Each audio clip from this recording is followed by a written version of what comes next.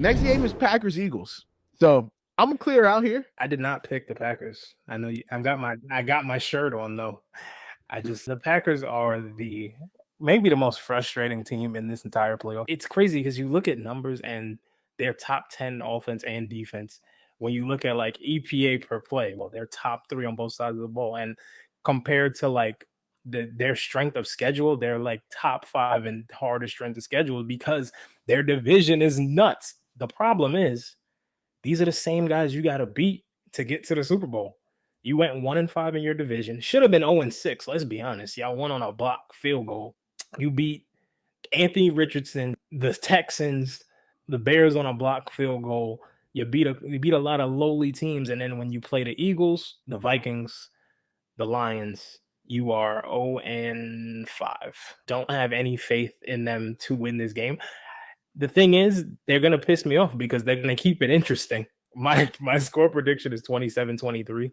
I think, like usual, they'll probably get off to a slow start. It is tough to quiet down that Eagles crowd. They are rowdy as hell. I lied. I do have a little bit of faith in them because their defense is pretty damn good. I'm worried about their offense. It's very inconsistent. They don't have a number one receiver. They got a lot of guys that do a lot of different things, but without Christian Watson, and the Eagles play a lot of man defense, they don't have guys that can separate consistently. I find it very hard to see how they win. Saquon, AJ Brown will be too much for them. I hope we win. I just don't think we will. They haven't shown anything this season that would make me believe that they could just flip the switch and be like, hey, we can finally get out of our own way. I took the Eagles. I was looking for stats and everything, and I forgot that they played week 1 in Brazil. But I basically threw that game out the window. Like, it's the first week of the Eagles' new offense, first week of y'all's new defense.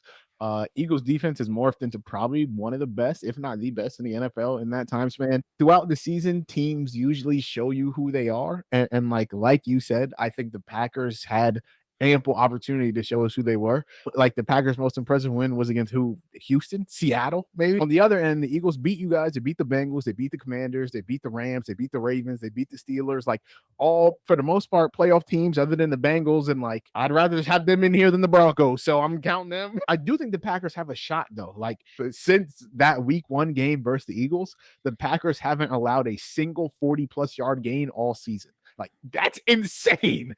I think in the end, like, whichever team can establish the run and be more dominant in it will win.